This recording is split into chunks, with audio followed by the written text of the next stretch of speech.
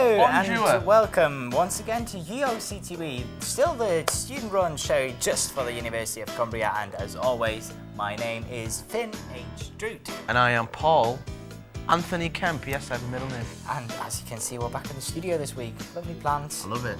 Uncomfortable seats. We are indeed, and as ever, we've got a great lineup for you this episode, and this week we're actually launching a new segment. Well then, we'll better see what's coming up on this week's show, don't we, Paul? We better do that, Finn. Let's have a look at it. We sent a team to capture the romance at a recent speed dating event. The student union recently held a debate on gay marriage. We'll give you some of the highlights. Tom Dorsett reports from the opening night of the Galley's new exhibition, Frames. In the studio, we have two of the organisers behind the Carlisle Photo Festival. We speak to some of the Friends of Rickerby Park and look at some of the work they've been doing. And then back to Tom for a new What's On segment. Now, it is the last semester for third-year students like ourselves, and many are already well underway preparing their final projects, like ourselves. And for many students of the arts, that can mean buying resources, renting locations and hiring actors, to name but a few things. Yeah, and it's tough stuff to do, and all that stuff doesn't always come cheap. It doesn't, Finn. So this year, a group of photography students have decided to host a speed dating event to raise money for their final exhibition project. Yeah, that's absolutely right. So we sent a crew down to Walkabout to see if there was any romance in the air and speak to some of those involved in organising the event.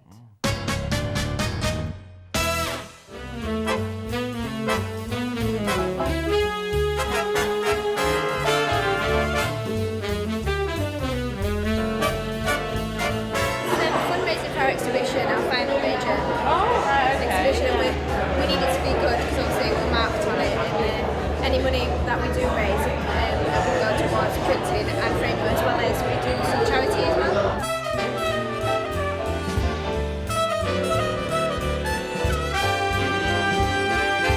We're only raising money, we'd like to give a percentage of everything raised to we've got the Macmillan, Eden Valley Hospice and the Animals Refuge, because they mean quite a lot to the people in our groups. You do it starts at the first bell and ends at your second bell, then you'll have a little time to mark down what you reckon and then move on. Men move clockwise to the next table. Okay?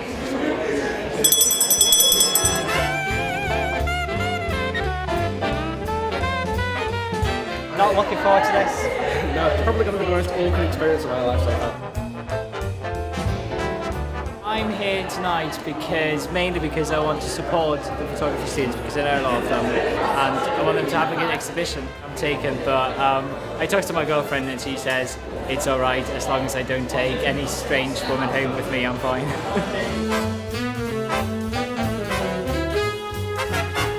Was there any awkward moments? Oh yeah, all the time. My life's an awkward moment.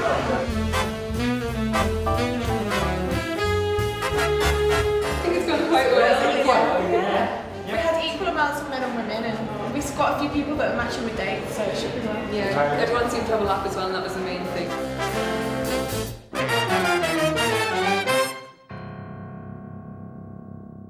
And of course, best of luck to those photographers with their final project. Best of luck to them as well. Now, we here at UOCTV, we like to have a bit of a laugh here and there, as you might be able to tell. And we like to keep things light and funny, but occasionally we also like to cover some of the more serious topics that are going on in Carlisle and Cumbria. That's correct, we certainly do. And with MPs recently voting in favour of allowing same-sex marriage, our student union has decided to host a debate on the matter. Yes, and there were a lot of interesting points raised over the 2-hour-long discussion, and while we obviously can't show you the entire thing, here are some of the highlights and some of the most interesting points of the discussion. Here we go.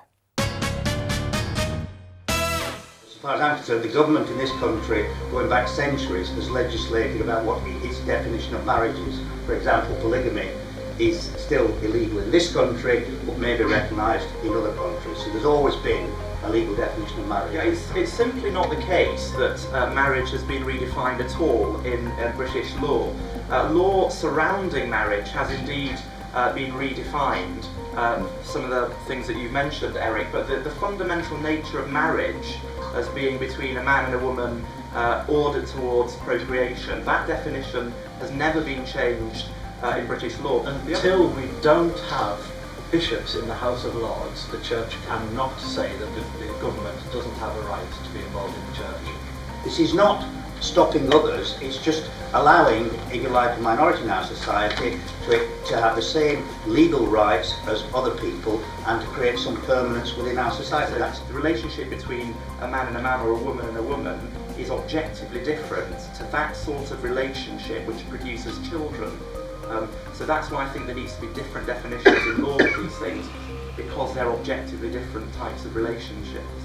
And also there's still a long way to go with equality in itself. It's not just about marriage for LGBT people, it is about being accepted. We started this about recognition in law. The state takes a view alongside the established church, Roman Catholic Church, and I take a view as, if you like, fundamentally conservative, even with a small c, that the building blocks of society are these recognisable, stable relationships, and that's why it's been in law for so long.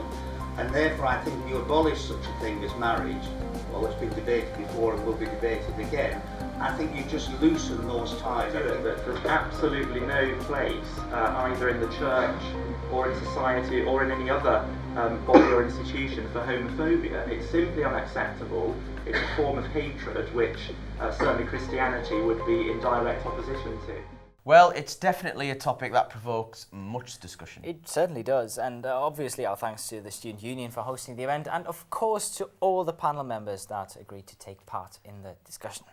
Now, as you know, we at UOCTV like to promote the work of other students here at the university whenever we can. Absolutely. So when we heard that there was a new exhibition at the Galley featuring work from some of the students here at Brampton Road, well, we had to just go down and take a look at them. We did, and we were that excited. We got some new blood to do it. Our new reporter, Tom Dorsett, tells us more and gets a word with some of the artists featured there. So take it away, Tommy boy. Take it away, Tom.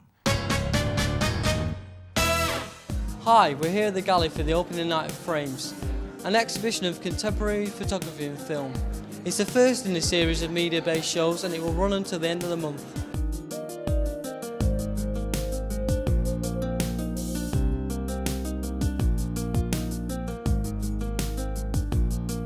We've got contemporary video and photography here tonight. And so over the next couple of years we're going to be going through all of the media, so performance, work, sculptures, paintings, etc, etc, to really show off what can be done in this new media that's being shown.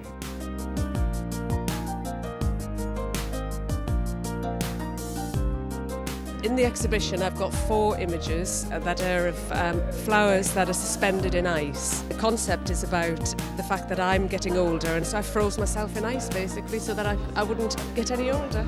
When I saw the competition to get exhibited here, I literally just picked out pictures I liked, but then I kind of realised that they're all kind of important to me, they all remind me of something that's happened.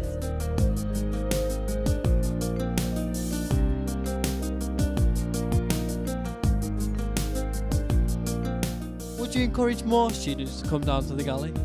Definitely, absolutely. And if there's some sort of volunteering involved with actually putting the work up, would be great as well for beneficial reasons in the future.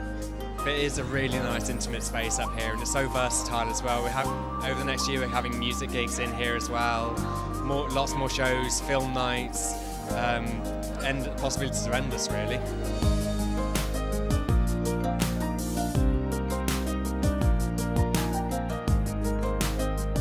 So that's it from the Galley. Although very cold, it's been thoroughly enjoyable.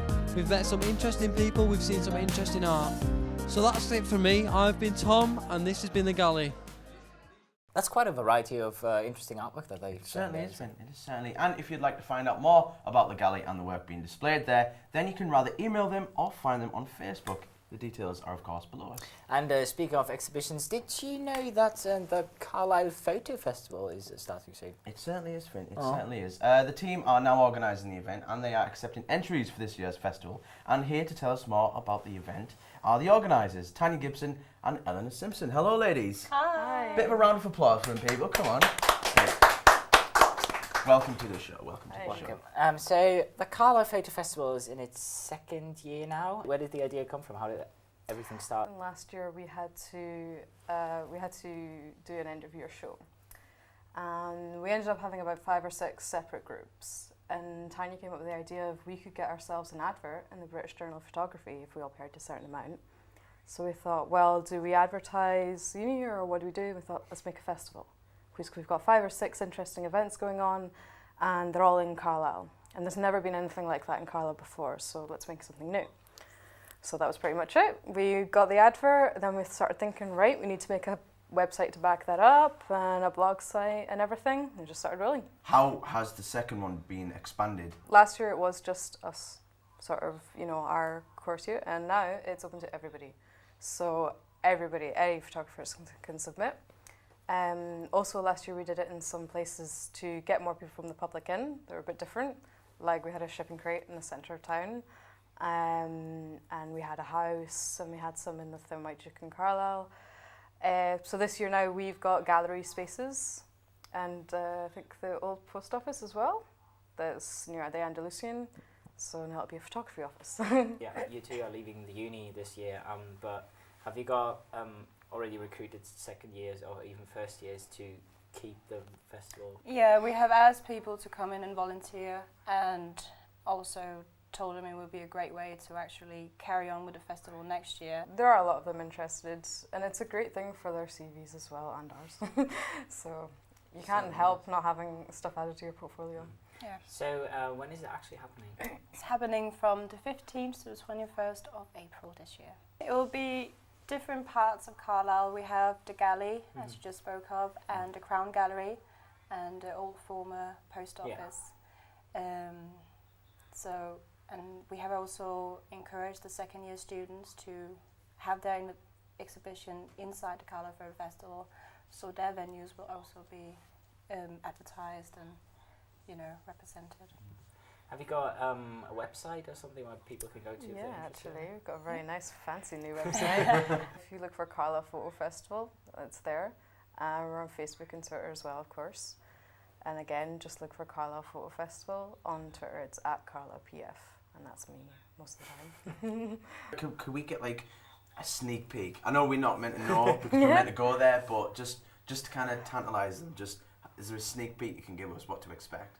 We have just gotten a Mexican photographer. We can't really say anything about the participants at this moment, as we have 3 judges that will actually judge the work coming into us. Wow. Yeah. So the festival team won't actually pick out the it's higher up, so we've got other photographers and the people who work at the Crown, that kind of thing, to judge people's work and see what fits best. Cool. But we have a lot of international interest at the moment, which is quite good. But yeah, the deadline for submitting is the 15th of March, so it's quite soon. And you need to send them to, well, you can contact us online, obviously. You send things to... Yeah, you get a CD, put 1 to 5 images on, print out an artist statement and your CV, and write out a statement of intention and send it to 129 Warwick Road, Carlisle. Sounds all secret, I quite like it. Yes. Anyway, thank you very much for coming to speak with us today. Thank you. Round of applause, everyone. I think I might go for a walk through the park after the show and see if I can take a few pictures myself. Sounds like a pretty good plan, Finn. It is certainly a nice place to take a little stroll. It really is, but you know, now thinking about it, I don't think it's easy to keep it a nice place. It isn't. Correctamundo, Finn. See, the Friends of Rickerby Park feel your pain. They are a community of local volunteers who regularly put on a wide variety of events to get people involved in keeping the park a nice place to visit. Yeah, so we went down to the latest event and found out a bit more about some of the work they do. I got involved in Friends of Rickerby Park when I retired. Because I was walking the dog, I complained about some of the problems that were going on in the park, like boy racers coming across and stuff like that, and I decided to do something about it. The council argued that they had limited resources and wanted volunteers to form a friends group to come and do some work in the park to help out. We've been going about 2.5 years, a group of volunteers. We do little jobs that perhaps the council wouldn't get round to or haven't got the resources to do. Today specifically is a day for 2 major activities. Firstly, to make bird boxes, which I understand are kestrel boxes specifically. Now, after we've made these bird boxes, we're going to go on and thin some copies of wood just to thin them down so we leave the trees, a few trees to mature. So when I can most weekends I come out and do, you know, woodland management and gardening and things like that. It's my first day with them. It's nice to just be outside, get away from uni work and things like that. It's been great. Making cashmere boxes, coppicing is brilliant. And we walk through the park every day. I kind of feel like I should give something back to the park and make it, you know, something for other people to use as well. We come to the park about once a month for what we call mad days. Mad means make a difference, it doesn't mean go mad, but we have to enjoy ourselves, and I think we do. I think if you look around today, you'll see people getting stuck in, having a good laugh and a chat. The amount of physical work they do is entirely up to them. The main thing, I suppose, is that for the friends helping out here is that we can make a difference. You look around the park and you see you want to help, because you use it and you don't want it to be destroyed. And if you want to be involved with the Friends of Rickerby Park and become Rickerby Park's good old pal, then their details are below. And it's always nice to see the different things that you can get involved with in Carlisle. And so it's Yeah. I mean, but sometimes it can be quite difficult to find out what's happening. Exactly, and that's why we are launching our brand new segment. It's called the What's On Guide, and it's a roundup of what has been happening and some of the interesting things that are happening soon in the university, Carlisle, Cumbria. I mean, yeah, I don't know how far they're going to go. The universe is your oyster. Now, because he did such a good job before, it's back to Tom Dorsett to tell us what's on. Take it away, Tommy boy. Good old Tom.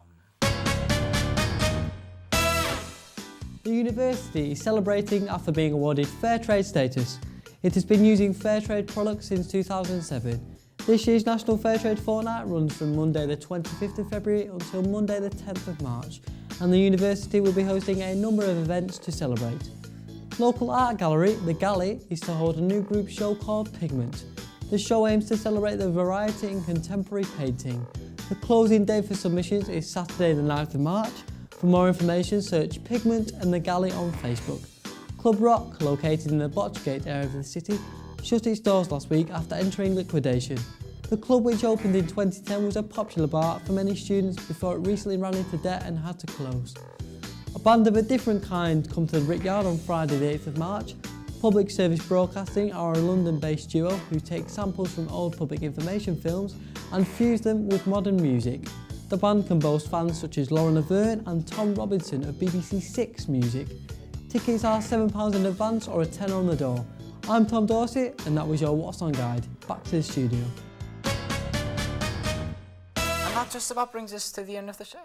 I know I hate this bit, but just before we go, we are always looking for new stories. So if you've got an idea for something you think we should cover, get in touch with us and tell us about it. Yeah, and even if you don't have an idea, you can still get in touch with us and let us know what you think of the show, or if what you'd like to see more of, or basically any question that you'd like to ask us. Finn's favourite question is, just how many bracelets are on your wrists? Bloody loads. You can contact us either on Facebook or Twitter. The details shall be below. And you can even contact us on Twitter. If you want to follow me, it's @FinnHD. And if you want to contact me, it's @PLeCamp, all one word. Now, I think I'm off to the park and take a couple of pictures, you know, like entering a competition. Cool. Well, I'm going to just leave the building because I heard the police have arrived. So, I'm going to go. Well, we hope that you can join us for the next show anyway. Until then, goodbye. Bye. Remember,